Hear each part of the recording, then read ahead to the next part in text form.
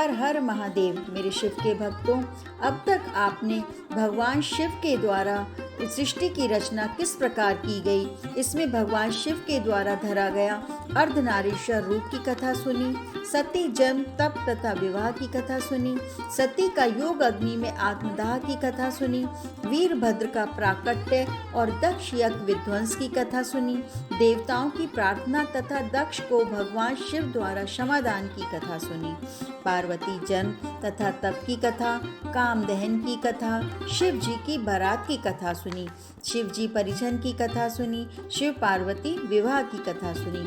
आज मैं आपको कार्तिकेय जन्म तथा तारक वध की कथा सुनाती हूँ। भगवान शिव और पार्वती के नित्य लीलाओं से कैलाश और भी रमणीय हो गया।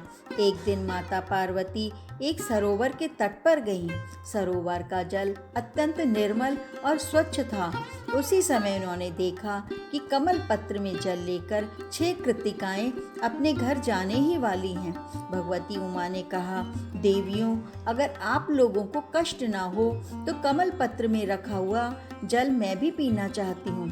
कृत्तिकाओं ने कहा, देवी, ये जल पीने के पहले आपको हमारी एक शर्त माननी पड़ेगी, और वो शर्त ये है कि इस समय आपके गर्भ में जो पुत्र है वह हमारा भी पुत्र माना जाए।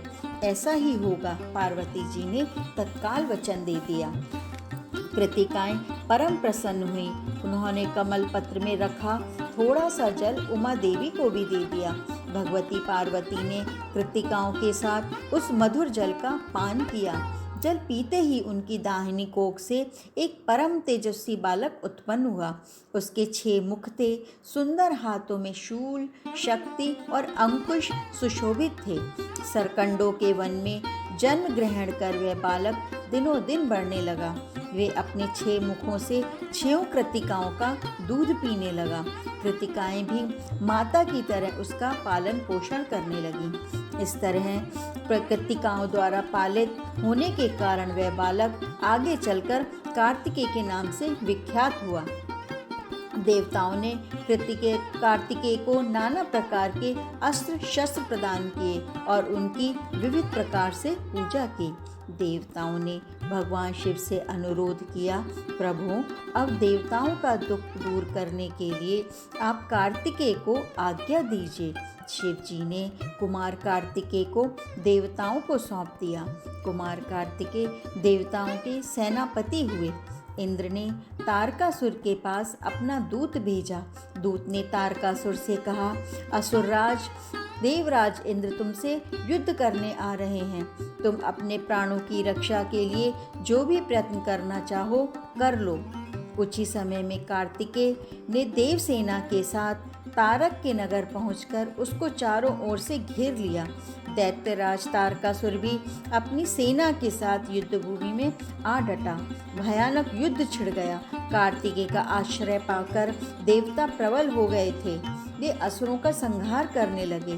तारकासुर ने अपने सामने अनुपम बालक को देखकर कहा, बालक, तू युद्ध क्यों करना चाहता है? तू तो अभी मेरा बच्चा है। जा कहीं गेंद खेल। मेरे आगे आकर तू क्यों मरना चाहता है? कुमार कार्तिकेय ने प्रत्युत्तर दिया, तू मुझे बालक समझकर मेरी उपेक्षा मत कर। विषधर का नन्हा बच्चा भी मार डालने में समर्थ होता है। छोटे मंत्र में भी अद्भुत शक्ति होती है।